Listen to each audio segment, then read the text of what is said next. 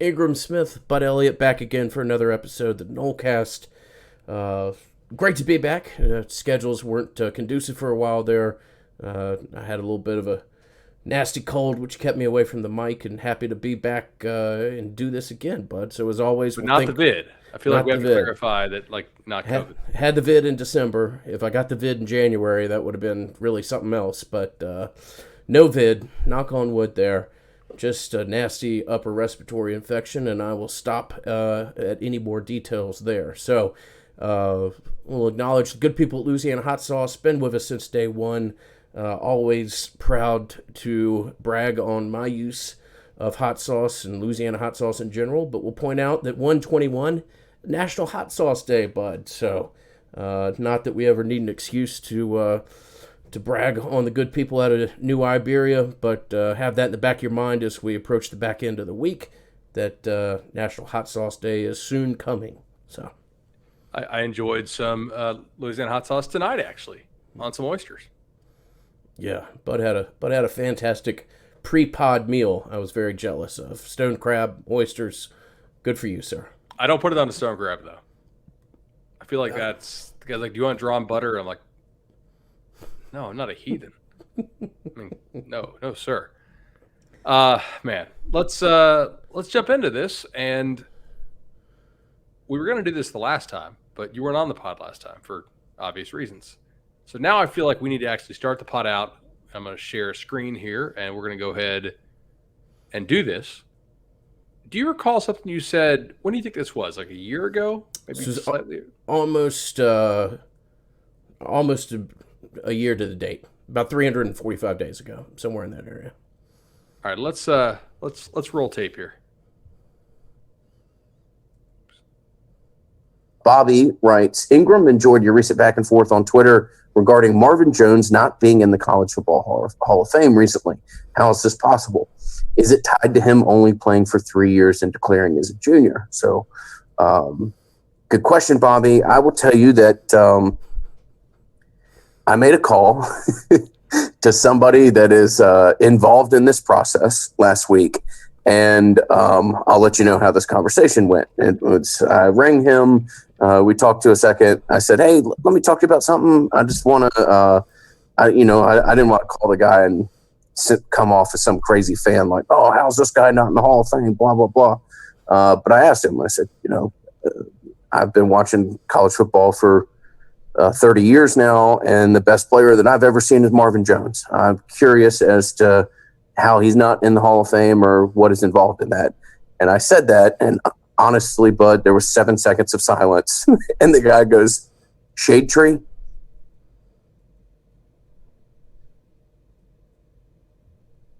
Uh-oh. Did it stop? Yeah, I think it. I'm not sure what happened there.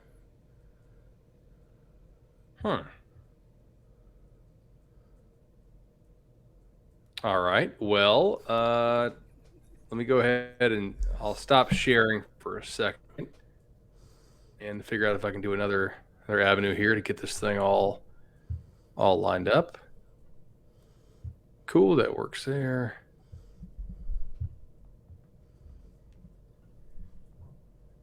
And this is the beauty of not doing this live, right? Although it's an Most off-season definitely. pod, and like pretending I'm going to edit this out is it's just that pretending. It's dicey, very dicey. Yeah. Yeah, I'm not saying I'm gonna like not edit this out, but there's a chance I don't edit this out. Let's see if I can get that going there.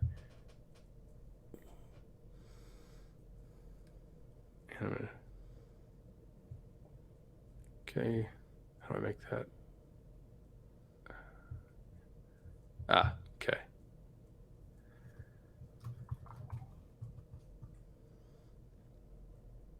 All right, I'm going to add that to the Marvin Jones folder, if I can, potentially.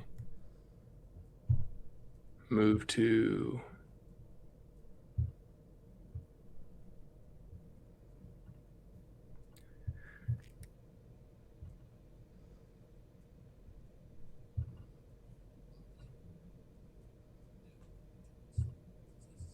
all right, so I'm going to start playing this from about the minute mark or so, basically where it chopped off. That way I don't have to edit out what happened on the pod previously.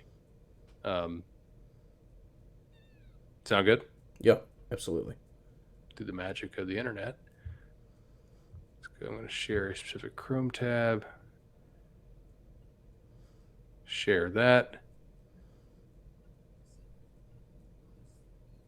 It's a silence. And the guy goes, Shade Tree? That Marvin Jones? He's not in the College Football Hall of Fame? Yeah, no, he's not. I expect Marvin Jones to be a nominee next year, if nothing else, and will probably be put in the College Football Hall of Fame shortly thereafter. He ticks off every box that's necessary. There is no there's nothing out there that would prevent him from being in, other than what I honestly think was an honest oversight. So hopefully in a year we'll be able to acknowledge Marvin Jones as a College Football Hall of Famer, and maybe the Nolecast will have played some small role in that. Are you breaking some news here on the Nolecast? Like that sounds like Ingram Smith is reporting. I like this, dude. This is solid. Well done, buddy. Man. That's awesome. That is awesome. It's really cool that came to fruition. Was able to contact a couple people tied to the Hall of Fame and the voting process, and Marvin Jones is in the College Football Hall of Fame because he's maybe the best linebacker to play college football in the last 40 years. Not sitting here telling you that he's in the Hall of Fame because of us, but if we played, as I said a year ago, if we played some small role in that coming to fruition, then that's great. And credit to Marvin. Great to see him finally get his just due. I mean, I know you're being modest, and I think he would have gotten in the Hall of Fame eventually, but I don't know if he would have gotten in the Hall of Fame this cycle had it not been for that phone call. You might have got the ball rolling. It helped. I mean, it definitely helped. I'll say that much. Yeah. 369 tackles. 110 tackles every season that he was in Tallahassee. 133 as a freshman, $125, including 13 for loss as a sophomore and 111 as a junior. Obviously, unsurprisingly here, Defensive Player of the Year for the country. In 1992, the Buckus Award for the top linebacker, Lombardi Award, which is the combined kind of front seven award there. The Jack Lambert Trophy from the Touchdown Club of Columbus. Do they still have the Jack Lambert Trophy? I don't know. Maybe they do. I haven't heard about that one in a while. Did he get canceled, or did I just not hear about this one anymore? Good question. It's possible. It's been 30 years, not to besmirch Jack Lambert, or I guess if he was really bad, then to besmirch him. Unanimous All-American, fourth in a Heisman Trophy voting, the fifth or the highest finish for any Seminole defender ever. And I mean, you can pretty much read off the list of defensive players ever to finish higher in the Heisman, right? Charles Woodson, who also played offense, and Ndamukong Suh, I think the 1 year, who obviously NFL Hall of Fame type guy there as well. And I'm probably missing one more. But where did Hutchinson come in this year?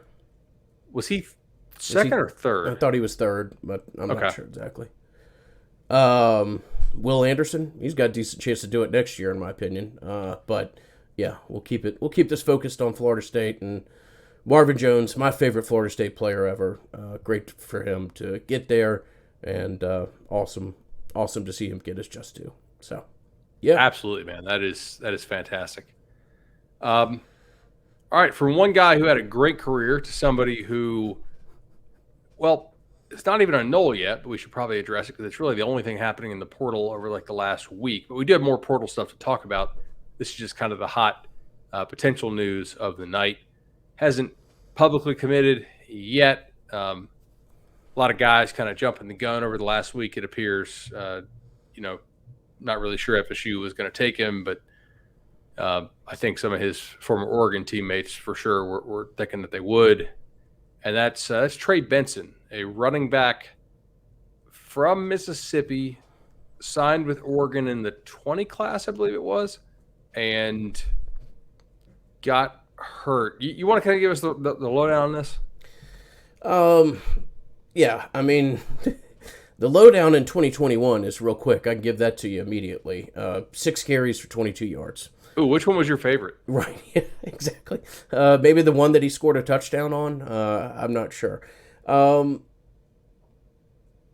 right, look. So, in the process of trying to find the Marvin Jones Here it clip is. that we just listened to, I inadvertently did almost a full review of all of our transfer portal shows last year because, with the exception of the offensive lineman at Notre Dame, I think they had done pretty much all their portal business. We were probably a little bit more pessimistic on some of the portal takes than history showed. At the same time, we said, hey, if all these guys come in and immediately contribute, then you probably have some development issues of your own domestic talent pool, right? Which I also think is very true. Having said that, Bud, I am not going to sugarcoat this. Nothing against the kid. I am as pessimistic about this take, if it comes to fruition, as any since probably the Baylor defensive end of a couple years ago. I think it's Williams. Yeah. yeah. I just question this for a litany of reasons. I think that if you were going to take a running back, your ceiling should be much higher on what the end product could be. I don't know that you have to jump on this kid now. I think you could get him later. I think you could wait and find a more dynamic running back in the portal at a later point in time. I hope this kid who's 6'1", and 215 comes in, proves me wrong, turns into a dynamic back. But this one's got me scratching my head. Should he actually join the roster? Yeah, I don't disagree with you at all. So, in trying to figure out what they like about him, right? He does have some size, listed 6 foot, 205, listed 6'1", 220, 215. He's a bigger back. He did have a good senior year of high school. Had some big time runs. He is powerful in the open field. To me, he looks more of like a strider builder than somebody who has great short area quickness and power. But I'd be willing to be proven wrong if you can show me some other clips on that. There's a little bit of kind of the James Wilder thing going on here, and James Wilder actually was a better open field runner. We talked about this a lot. Remember back in the day, give it to Wilder in short yardage. It's he's not bad at it, but he's not Devontae Freeman's a better short yardage back because he's quicker and he hits the hole faster. And whereas Wilder was more of a builder type guy, building to that top speed. He also looks bigger than everybody else in his clips in high school, and he stiff armed that guy to the ground, but I mean that guy looks like I'm stiff arming my kid. Now that's probably too harsh a little bit. FSU did this FSU staff did like him when they were at Memphis. To my knowledge, they didn't recruit him when they got to FSU, though, unless I'm mistaken about that. I don't think that they went after him. I don't recall that, at least. He ends up going out to Oregon, who has Joe Moorhead. Joe Moorhead was the head coach at Mississippi State and got fired the same year Taggart got fired, so Moorhead would have been familiar with him. Assuming that's one of the reasons why he stuck out there with Oregon, I would guess. And then there's the whole knee injury thing. He blew his ACL and has come back from that. But, I mean, I haven't seen any updated clips of him. I assume the staff has. You got to hope that they have. Maybe of him in practice or him in some sort of private workout that would suggest that he's back to anywhere what he was in high school, which was a high 3-star recruit. He had 6 carries at Oregon. Now, you might say Oregon's kind of loaded. They recruited well, and they have, but they also lost their top back in C.J. Verdell. So it was basically die and then kind of an open field, and he only got 6 of those carries to, he was not their number 2 back once Verdell went down. Maybe this works out. Maybe it doesn't. Is that a room that you have to balance egos? Can you go out and get somebody who's a proven stud? Probably not. Can you go out and get somebody who's more proven than this? I think so. Probably. So maybe they think there's some kind of upside here that anytime you use the portal, it's basically you're trying to hunt for undervalued assets, right? Okay, I think this guy can be better for us than he was for them. Blah, blah, blah. That's basically what the portal is. It's kind of like in baseball, you're signing somebody, for cheap, or you try to get somebody for cheap in the trade, and you're like, hey, I like this guy. I like his spin rate. That club doesn't really emphasize that pitch that he throws well, so I'm going to go ahead and bring him over here to my team, and because his spin rate's this, I think he can throw a nasty slider, and they're more of a sinker curveball team, so they're not utilizing that. Maybe we think with another year he can be really good. But I agree with you, man. This is trust the coaches is a common refrain on message boards and Twitter and all that stuff. And trust is earned. And yes, Mike Norvell's overall track record with running backs is really good. I mean, of all the guys who come out with Memphis, they did take Corbin in the portal, and he worked out better than I thought he was going to work out, and very well may get drafted. Hell, you were right on that one. I was wrong. But also, they took a guy in DJ Williams last year who I don't think is going to be a hit. So you don't really know. I don't know that you need to take him right now. I think it's probably prudent to see how the academics trend. I think Oregon's on the quarter system, right? So this is not without risk, man. I'm skeptical about this take if they do take him. Yeah. Seems like we're more or less in agreement. We'll just have to see. I mean, James Wilder Jr. comparison's pretty decent when you look at his high school film. Not talent-wise. No. I don't think. Not talent-wise, but big, physical, seems to jump a lot in the carrying process like Wilder used to. But yeah, so if it comes to fruition, this one will have a pretty large question mark next to it, and hopefully the kid proves us wrong. So we'll see. All right. You wanted to talk about some of the transfers that I touched on slightly in the last show, because they have done a decent job with some transfers in Tallahassee. Yep. They have to continue to do a good job with transfers. I have a little bit of a worry. I don't know if you want to get into this tonight or not, but when you miss like they just did in this 22 recruiting class, as bad as they did, and you have to go so portal heavy, you almost get sucked into a cycle of having to go crazy portal every year, because if you don't, at some point you're going to be very, very young. You know what I mean? You're almost going to have to recommit to the youth movement, and at some point it's too late to do that. Does that make sense? No, I mean, to an extent you are, and maybe that's what they feel comfortable kind of with where they are. I mean, I think there's a lot of different places we could take this conversation. Comfortable or not, that is where they are. That is where they are. I mean, they better get comfortable with it or get winning. And had a little bit of success there. I think Florida State's NIL house is in decent order. Not great, but improving. Improving. They've got some resources there. They need to figure out how to channel them and use them effectively as possible. Having said that, I still question Florida State's ability to sign super elite high school prospects. And we'll see whether or not that's that's a trend that comes to fruition, or if you can kind of box clever, choose your battles, grab a kid or two. I know there are some people out there who assume that NIL activity is involved in every portal. It's really not, y'all. I mean, it's really not. The first kid that we can jump into wasn't NIL involved. I know you mentioned this on your listener question show a week ago or so. I had the same information that wasn't in play at all. Very, very rare. So, for a top kid, you mean to knock? Yes, exactly. Yeah. I don't think Benson is getting a whole lot of NIL. If he is, we need to redo the discussion about channeling the resources. So I think that they have found a place where they can be, feel like they can have success, but at the same time, they have locked themselves into a little bit of a cycle here. So we can acknowledge that. It's not us bashing the staff. It's just the reality of the situation. So they're going to have continued success in the portal. Some of that success is the verse get. Look, you beat a lot of programs. Congratulations to this staff. That's a big get.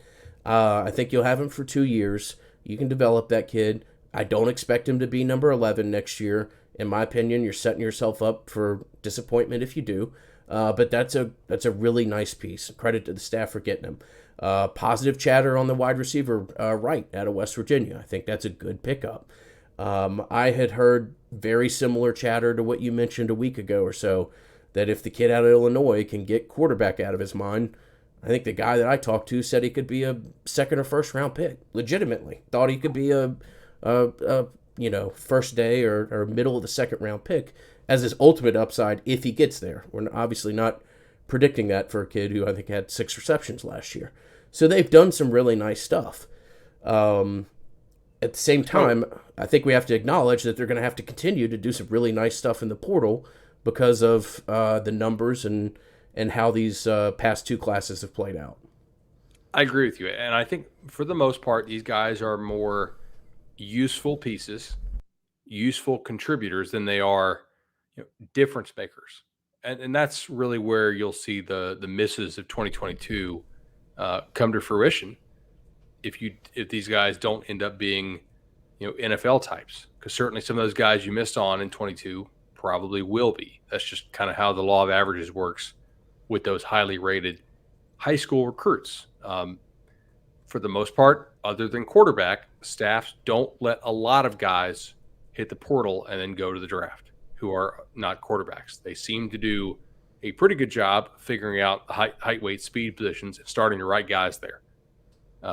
Quarterback, for whatever reason, is a difficult position to evaluate. It's much more decision-making based than it is just physical tools. And coaches do get that wrong quite often, actually. And for that reason, you see a decent number of drafted quarterbacks who were transfers. Data's still very early on this, obviously, with the new portal era where everybody's eligible immediately. I think we're going to see probably an uptick, certainly in the aggregate, but also maybe in the percentage of draftees who are transfers relative to the total number of transfers. Obviously, there's so many more transfers. You're going to see on a non-percentage basis, you're going to see a huge uptick, but that's not really indicative of a trend other than the trend of just more guys hitting the portal. I agree with you on Verse. I don't think he's going to be Jermaine Johnson, but I think he's pretty well put together. Can he be 4? Can he give you what Keir Thomas gave you? Would you take that? Certainly. Yeah. I think so too. You're just going to have to be better in the back end this year.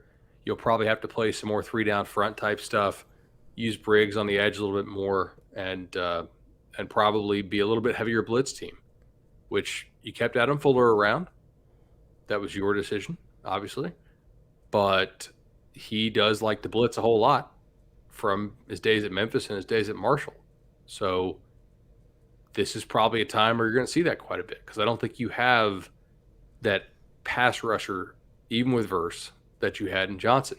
But I think Verse can be a very valuable defender against the run and also give you a pass rush, just not quite what Johnson gave you, if you know what I'm saying.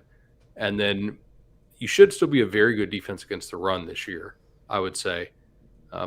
Blitzing a little bit more. Hopefully your back end continues to mature and develop and play with confidence in that scheme. So that would be my thought there. You mentioned the Wright feedback. I'm getting the same thing, man. Just other staffs are impressed by Wright. I actually talked to a guy in SEC school the other day who just got hired over there, and he's like, yeah, I really like this kid named Wright. And I was like, well, FSU just got him. And you're like, really? I said, yeah. And he's like, that's a good get.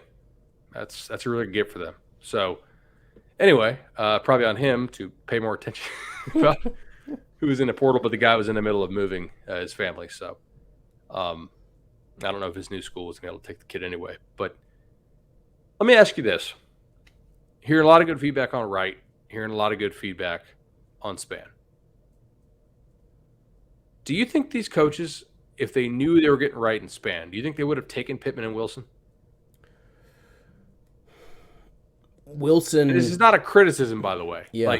I understand why they did it. I'm just asking you, do you think that, if those two came first, do you think you actually give scholarships to Pittman and Wilson? Wilson probably / maybe Pittman, Why? I don't think so. As like a tight end thing? I don't think so. Different style body, something that you don't have on your roster. He would be more likely than Pittman. Pittman, I think you take Wright and you don't return Pittman's call, to be honest with you, if it plays out differently. Wright gives you, I realize Wright's success has been more in the kickoff, but Wright gives you very similar to what Pittman does in the return game. I think if the sequence of events are reversed, that you probably pass on Pittman and you give Woodson a little bit more of a harder evaluation. Maybe that means you take him, maybe it doesn't. Pittman, probably not. I think I agree with you, man. To me, like if I had to rank him, I think it's Wright, probably Span, and then maybe a decent drop off. Now I could be wrong. Maybe Pittman. Hopefully Pittman proves us wrong, and is a real good contributor on this team, and is your primary returner and kills it. But the feedback I got was much more like, "Hey, Wright is the prize there, and Span is kind of the upside chip." Who else we need to talk about here? Oh, they got. Well, we should talk Fabian Lovett in a second. I would say, Verse. I'm pretty excited about. Another question I'll ask you. So they take the DB from Louisville. Do you think that is and also they had some interesting number changes, by the way, to guys in that defensive back room. Some number changes that, like, if I was a 20-year-old kid, I don't think are pretty cool, Do you think any of that is sort of trying to crowd that room and get some of these guys who like the Tallahassee lifestyle to hit the portal? I don't think that's a coincidence. Yeah, I do. I think there's work to be done in the DB room and I think 3 or 4. Possibly the wide receiver room still as well. So yeah, I think that was very few things happen by accident, and I don't think that was one of them. Little social media tantrums being thrown there after that, after some of that stuff. But in the positive news for guys returning to the team that they actually want to come back, Fabian Lovett, man, coming back again. I wonder if maybe we'll see some NIL deals announced there. Certainly possible. A real important piece for this defense. A disruptive player, especially when healthy earlier in the year. Gutted through it down the stretch. That's a really big piece for you because he also was actually a pretty decent pass rusher from that interior spot. Nice piece. Good locker room presence. This is one of your better portal gets of the Mike Norvell era. And NIL can be used as a tool for retention, is a tweet that we've put out there, and we will probably reference that tweet in the future as well. So you got the kid from Lee County to come back in Robinson. You get this guy. This is a massive piece. Team him with Cooper, and you really are decent up front. Now I'm scared as hell what happens in a year into the future, but we'll enjoy what we have now and worry about that then. But I think we've hit our negativity limit for tonight. I think we've hit it. Mark that down for later. But yeah, oh god. But you get Lovett, you get him in. I love it. Pardon the pun. And you got some real nice pieces to play with on the defensive side of the ball next year, and he is foremost among them.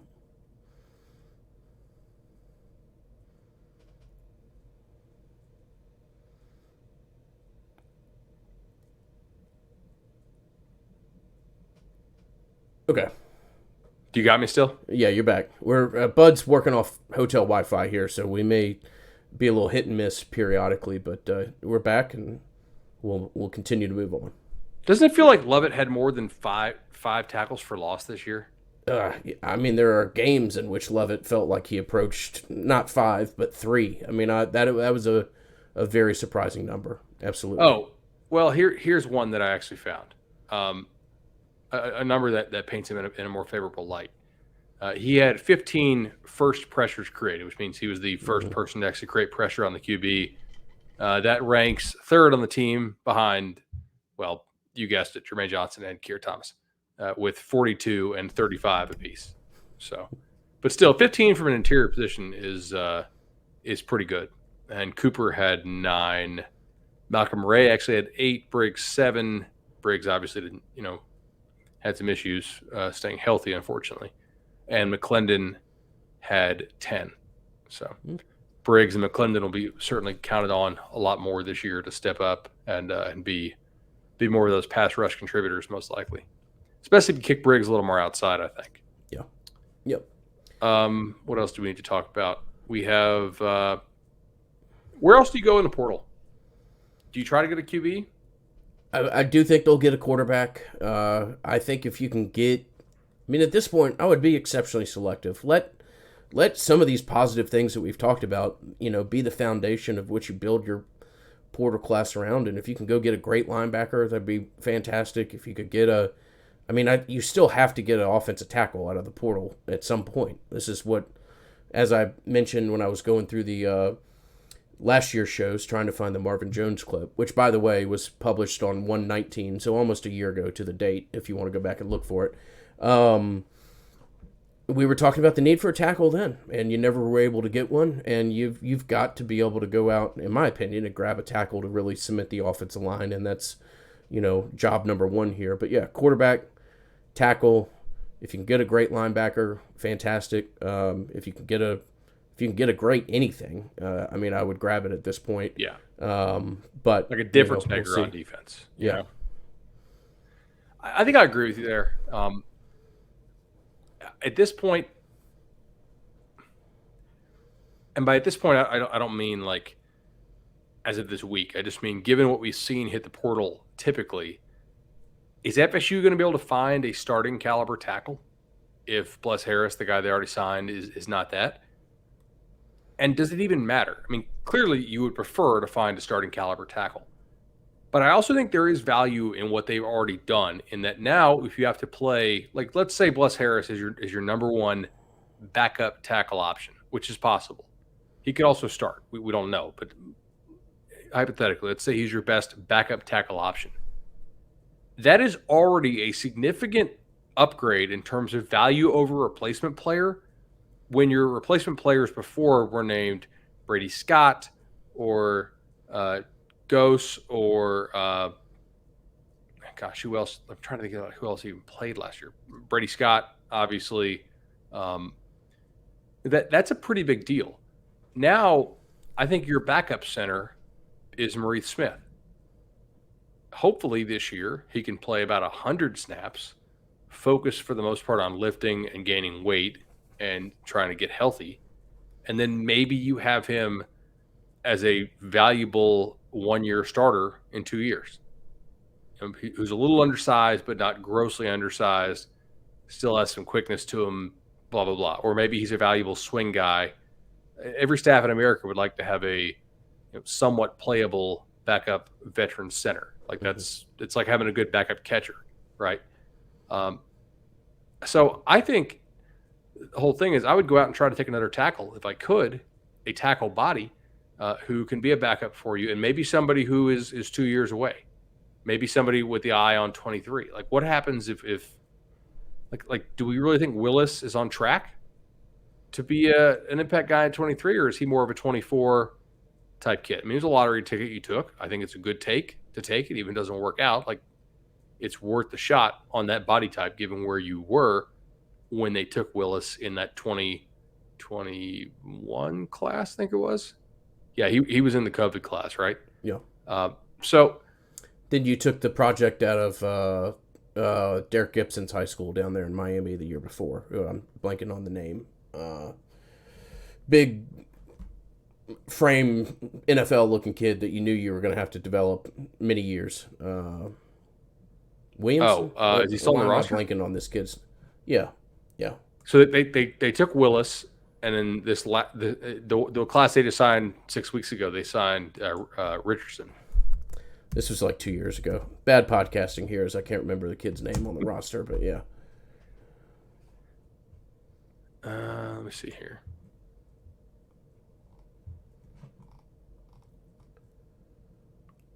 This is good podcasting. It's great podcasting. Anyway, what I'm saying is, like, if you can't get a starter, maybe you get somebody who wants to come back closer to home, who could give you 100 or 200 snaps and not kill you, but then maybe be a starter for you in 23 at a tackle spot. Somebody who needs some refinement and a little bit of time in the weight room, that type of thing. That's not that crazy of a thought. I mean, you have the scholarships. You missed on signing day at a number of spots. You can, as long as you get some certain guys off your roster, probably 3 DBs, 1 or 2 receivers, maybe another O lineman, some guys who are just not going to work out here. As long as you get those guys off, you have the scholarships to play with. So it's not the craziest thing in the world to take another offensive lineman who is not just a grad transfer, senior type. Lloyd Willis was the kid. That's what I'm talking about. Yeah, Willis. Yeah. So we thought Willis was probably a 23 impact guy. What if he's more of a 24 impact guy, or a 24 player, or a bust? I got Rod Orr and Willis confused in my mind. Rod Orr was the COVID kid. Willis was the year prior to COVID, if I recall. So what happens if Rod Orr is more of a contributor, not starter by 23? This is what I'm saying. It doesn't hurt you to take another veteran type offensive lineman. That way you're trying to break the cycle of having to play your offensive linemen too early in their careers, given that you're not really recruiting the dudes that go to – I shouldn't say not recruiting. You're not really signing the dudes that go to a Bama or a Georgia who already look like NFL players as 20-year-olds. So the guys you're signing right now where you are in your program life cycle are more of those sort of – need to develop them a couple years in the weight room, a Storms type thing, that type of deal. So I'm not against taking another offensive lineman in the portal. Also, I think another coverage linebacker makes some sense, man. I mean, you have Deloach. Who else on this linebacking core are you confident can run? Gainer's a great piece, but you have to find him in his strengths in such an interesting manner that it's kind of hard to figure out exactly where you can use him. I mean, he's a great athlete, but great selectively as far as what he's asked and how you can use him. Kind of falls off pretty quickly after those two. I mean, I guess Shaim Brown is somebody who they list at safety, but could eventually bulk into a linebacker. My guess is that's probably, if that happens, it's more of a 23 size thing than a 2022 size thing. They've done a nice job, I think, at improving most of the spots with the portal. They have. Do they have the great upside with some of these guys? I don't know. I'm questioning that some. There's a reason that these dudes just signed with a team that's had 4 straight losing seasons. Typically, dudes who are absolute stud upside don't do that. But then again, they got Jermaine Johnson last year. On the other hand, if you knew how good Jermaine Johnson was, you probably don't get him. You know what I mean? He would have gone to Ohio State or something like that. Hell, I'm not really convinced that Georgia knew how good he was. Because if they did, I think they would have probably started him over Nolan Smith. Yeah, decent little player in his own right who decided to come back to Georgia today. So, yeah. Now, I know they had Adam Anderson on the other side, and he was playing extremely well for them before the whole rape allegations. Yeah. So they couldn't really anticipate that, obviously. But yeah, overall, I think fairly pleased with what they've done in the portal. I would say, if they could do it over, I agree with you. They would probably look to do receiver differently, but they don't have the benefit of hindsight with that. The receiver is, and they felt like they had to go get whatever bodies they could go get. And at the time, that meant taking Pittman and Wilson. I think they're probably more patient if they got Wright and Spann first, but they threw 4 bodies at this. If you get, if you get 80 catches out of these 4 receivers combined, you're pretty happy, right? Pretty happy. Last time we had the number at 55. That was before the addition of Wright. I said that I thought you could get there. That was pretty optimistic from my point of view. In retrospect, I think 80 with the addition of Wright is a good number. I expect you to hit it. I think Wright's going to be a focal point as to what you're doing next year on offense, and look forward to see how you incorporate him into the mix. So a little bit of sweet, a little bit of sour as far as what's going on in the portal and some of the longer term ramifications.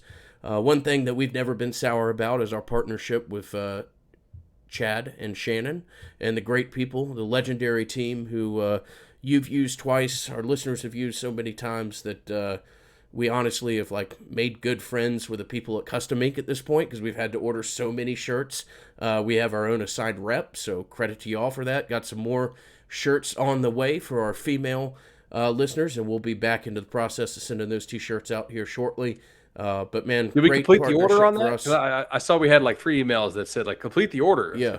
This Well, is Ingram's deal. They sent us the wrong shirts one time, so which also facilitated us getting our own rep, oddly enough. Nice. So, Look at that. yeah, we had to make sure that we got this one right, and shirts are on their way as of tomorrow, I believe. Beautiful. Look, when you call 844 FSU Loan, it's great customer service. It's awesome rates. It's knowledge of the market, knowing when to pounce on that home loan. And in this housing market, like you got to be able to move fast. And with Shannon and Chad, you can move fast.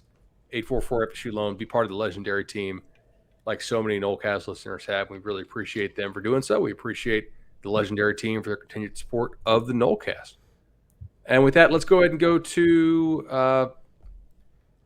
So they have these new positions open, and I'm hearing some different things on these.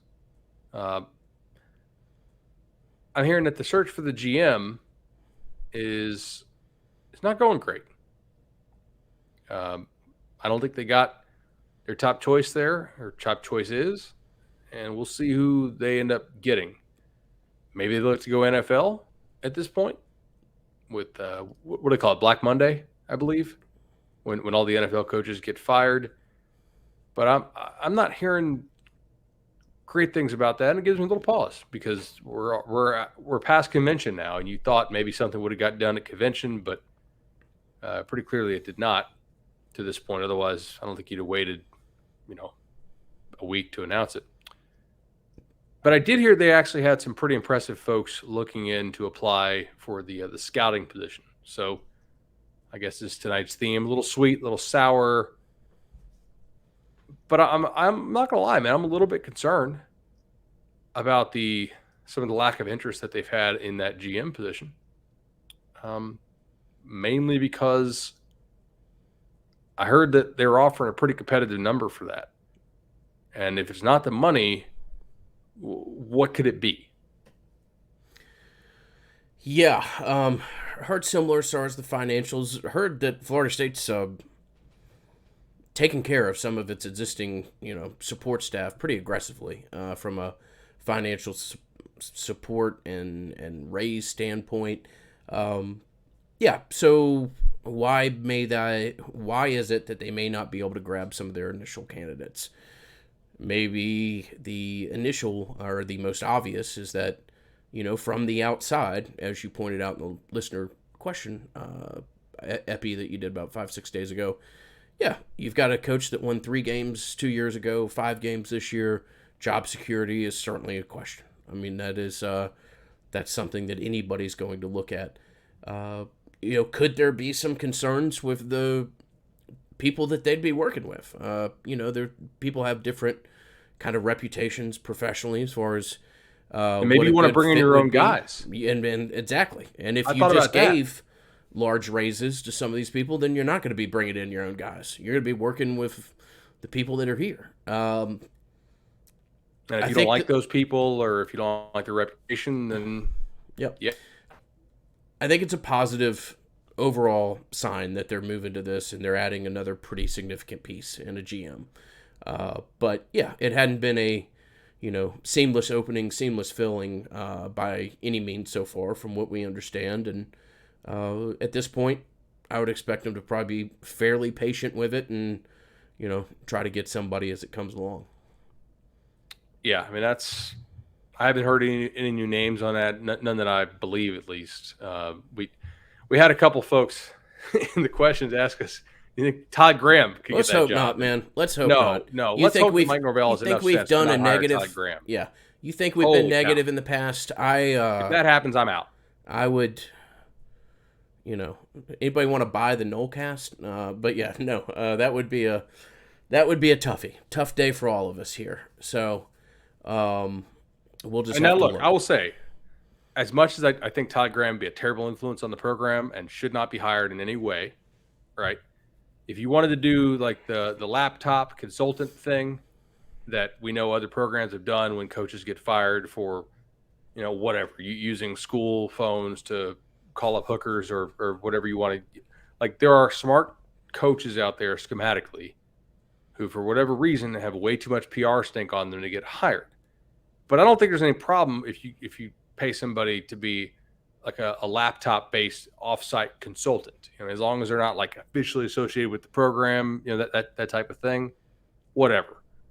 And I'm sure that's tough for Norvell because it's his mentor. And I'm not even saying he's trying to hire him because I don't think he is. I'm just addressing some of the questions we got from the Patreon listenership. But that would be a terrible decision. Like totally tone deaf,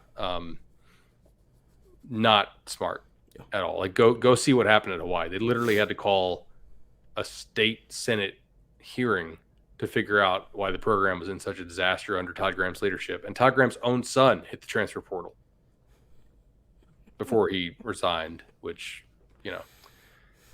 but yeah, that would, rant over. I don't think it needs to happen. Interesting comments out of the ACC commissioner involving the want to go to an expanded format. Hard to look at this and see this as anything other than perhaps the ACC trying to exert some leverage with its TV contract and have a certain network reevaluate where they are and maybe not have them be, collectively lapped by the rest of the college football world 2 to 3 times over. Yeah, it's what you got to do. I mean, I know it's not as though the people in Clemson and even Coral Gables haven't been concerned about the TV contract previously. I can just tell you from talking to some friends of mine at Georgia Tech, the collective concern in the conference is at about 11 when it comes to this TV deal. And if there's anything that can be done, the commissioner has to use whatever tools are in the bag, and this may be about the only thing that they can immediately try to play. So that's all this is, in my opinion. Not a whole lot Agree. more. Did you read the ESPN article today about how we got to where we are with the playoff? I didn't see that. No. Hilarious that they would publish this thing, and not and like they took Jim Phillips' comments at his word. He's like, we're really concerned about player safety, and these players not want to play another game. They don't want to play a 16th game. Mm-hmm.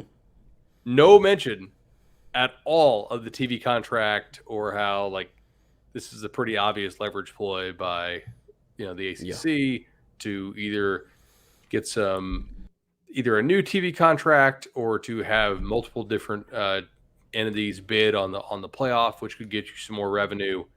The bottom line here is that they don't need a small adjustment to their deal. They need A, their teams start playing better, and B, for this thing to not run through 2036, which I believe is when it runs through, right? So they realize just long term they're totally screwed if this thing doesn't get changed.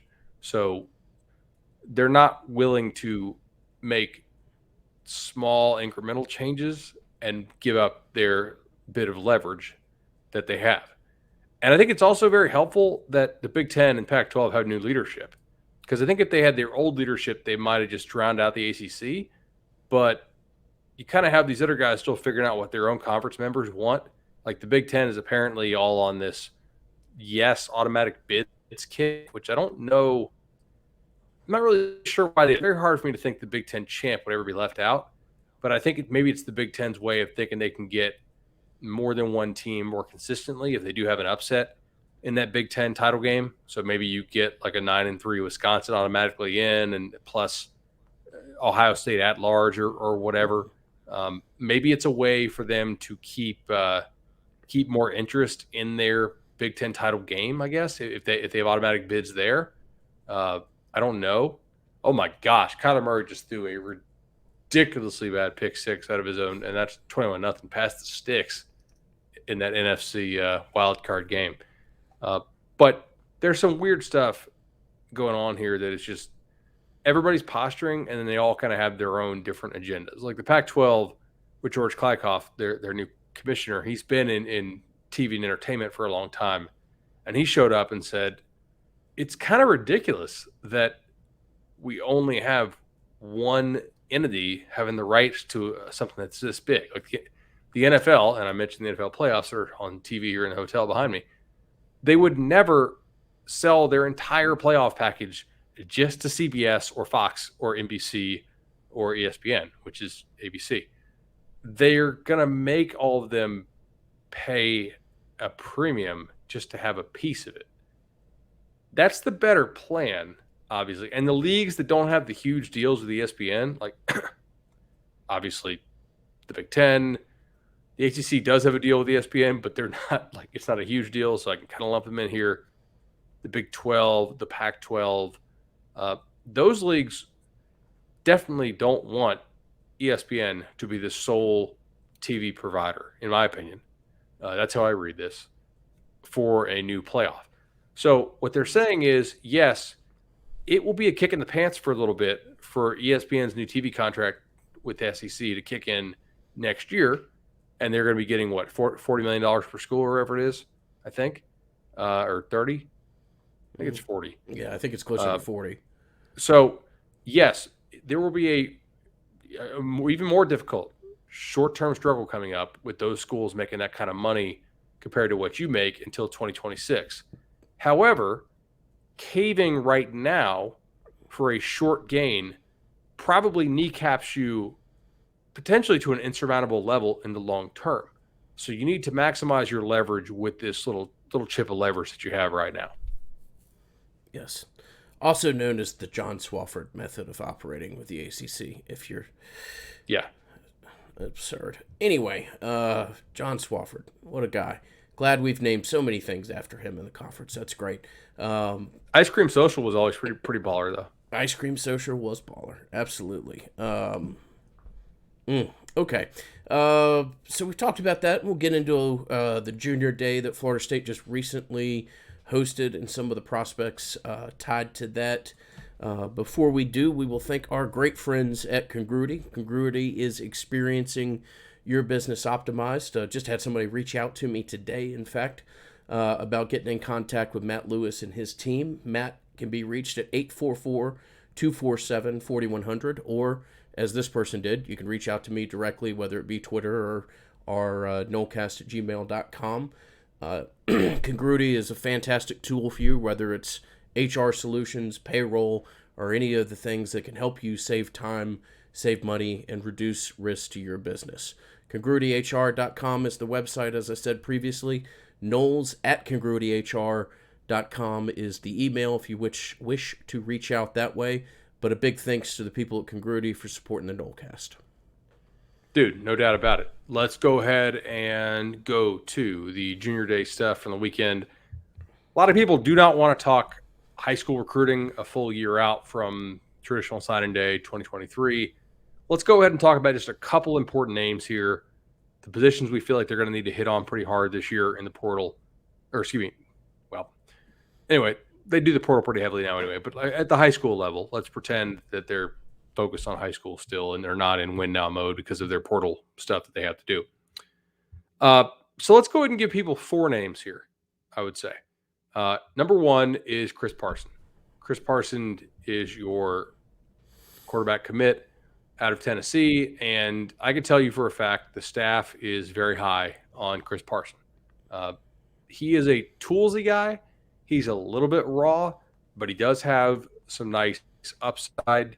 I don't know that he's like a come in and start immediately in 2023 type dude, but he is a guy who the staff feels like can be a vocal recruiter for you on the trail, can really help you out in that way, can, if they develop him right, if they take the time with him, can be a real impact player for you at this level and potentially a difference maker for you down the line. So he's still committed, working on that relationship, obviously, with Alex Atkins and Tony Tokars, who are going to be leading the charge there on that side of things. Obviously, Mike Norvell involved as well as an offensive head coach.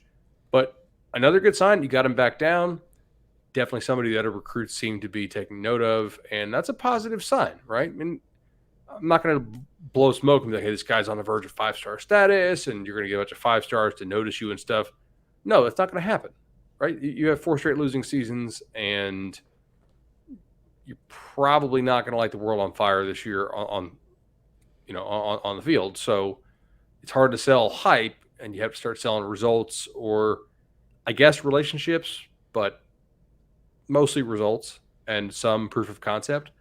We'll see how well they're able to show that this year with Jordan Travis. Maybe get him throwing the ball a little bit more. That should help you on the recruiting side of things.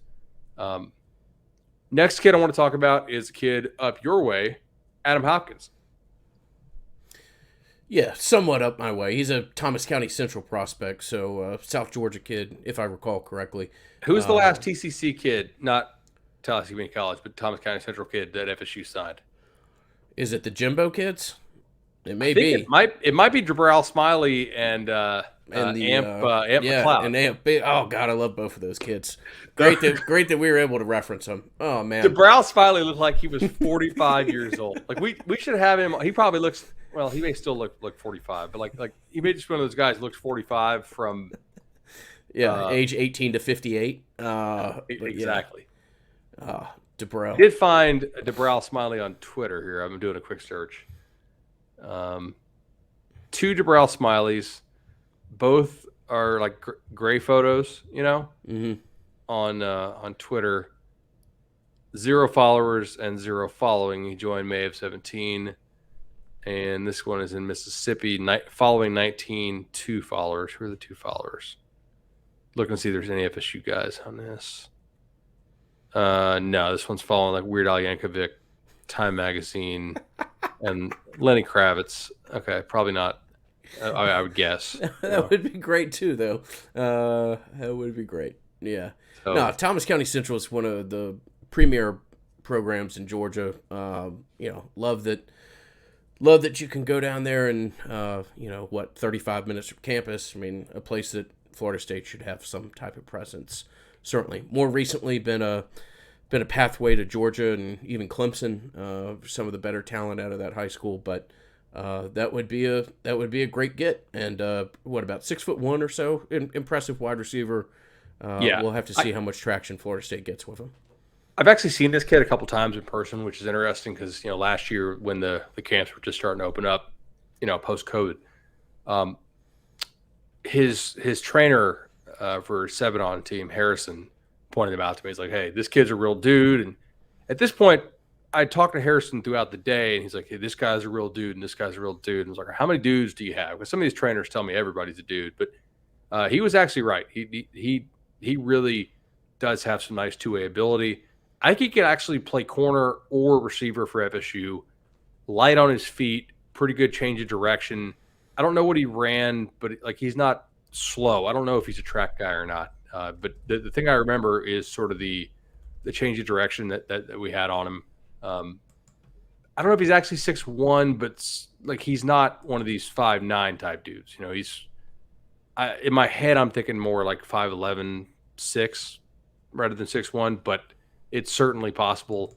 He got a pretty nice rating out of us at 24/7 Sports in the early top 100, of course. I mean, guys, again, it's very early in this kind of stuff, but early on, I can tell you, I believe he's a guy who, if he wanted to commit, I think should be a take, and is somebody who I think has the athleticism to play early for FSU, but also the athleticism to play on a team that like a good FSU team, So very encouraging that we were able to get him down again on a visit. Technically, by the way, it wasn't junior day. I stated that it was just sort of like juniors come to campus, but they got a lot of the top ones they wanted to come, which is encouraging. Next kid that I wanted to talk about, again, I just want to give you, sorry, go ahead. Is the, I was just trying to remember, the Gabriel Harris kid is what, class of 23 as well, which would be his teammate, so maybe get a little bit of traction. There's a famous clip and I'm blanking on who the Alabama defensive lineman was, but it was like the captains of the Thomas County and Thomas County Central. This is like late 80s. The captain is Sean Jones, the quarterback at Georgia Tech when they won their national championship, I think. This Alabama defensive lineman that was a first-round pick and big player for their 92 national championship team, and Charlie Ward. So just to give you an idea, Thomas County's been playing pretty significant ball for quite a while, and great place to have a presence. Yeah, that is a decent high school team. It's a decent high school. Mercy. Yeah. So the guy that played for Georgia Tech, was he playing quarterback for them? He was. Charlie. So Charlie went to Thomas County. He was playing for Thomas County okay. Central. Got it. Okay, I was confused for a second. Yeah. That makes sense. All right, next kid is another kid I saw at the Orlando Under Armour camp last year and liked him a whole lot. I think he's going to be a dude. I think he's going to blow up more than he already has. I'm surprised that he hasn't blown up more. And that's Roderick Kearney. I'm going to tell you, if they manage to get Roderick Kearney, I think FSU fans are going to be like so happy.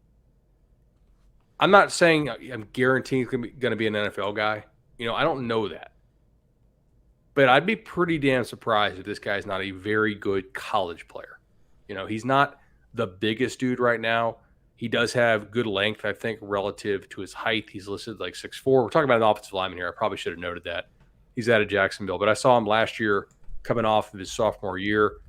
I love the balance and the body control, how he always kind of stayed centered over his feet. And one-on-ones, he really didn't lose anything because he's always just he's staying centered. He's not getting redirected and not getting out over his feet too far in the pass protection game. Obviously moves really well in the open field. He's got some heavy hands. He can strike. He's just not like the biggest dude in the world. I think he's one of those guys where he actually could play tackle for you, even though he's only listed at 6'4", just because of the athleticism that he has. He's also one of those guys that if he keeps growing, I think this is probably like a national prospect, where you're going to have to be fighting like Bama, Georgia, Ohio State, the new USC, and Texas, that type of thing. So I do know that Alex Atkins has a good relationship with him already. They were actually on him, I believe, before that Under Armour camp last year, which is an encouraging sign. But yeah, man, that's when did they offer him? Look at here, because he visited October 23rd, which was it the Miami game? And I know he visited last summer, and they offered in April of 20, or excuse me, April 20th of 2021 is when the offer got listed. So I'm trying to think here. When was that Under Armour camp? Pulling up some more. Under Armour Orlando 2021 camp. It's going to pull up all the results for the game, I'm sure. As opposed to the oh no, so actually that was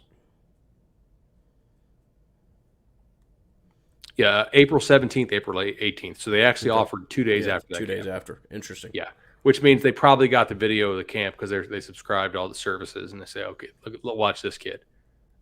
He was very good there. And if you look at his page, that's pretty consistently when all the offers started to come in. I'm fairly sure they were already talking to him, though, because I remember him saying like Florida State was a school that he was interested in. I know Florida and some other ones as well. But he's a guy who I think can make an early impact for you, given where you are on the offensive line rebuild. It's somebody like I know everybody at FSU desperately wants to root for offensive linemen.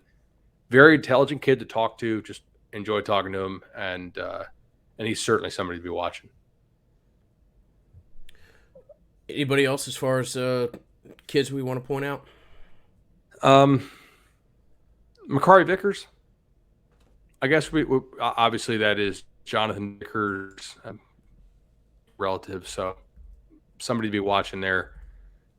I think with him, the thing I want to watch is what is he going to run, right? Like when he goes to all these camps over the summer, is he a 4-4 guy, or is he more of like that 4-5, 4-5-5 guy? To me, that'll probably be what determines is he end up being like a top 50 player nationally, or more of like a top 150, top 200 type guy. which, again, we went over this last summer. That's probably where you're going to have to make your living for the most part. We talked about this for every Travis Hunter and for every Sam McCall. You need to do a nice job living in that sort of 200 to 450 range, which, I mean, best laid plans, obviously, they certainly could have done better than they did.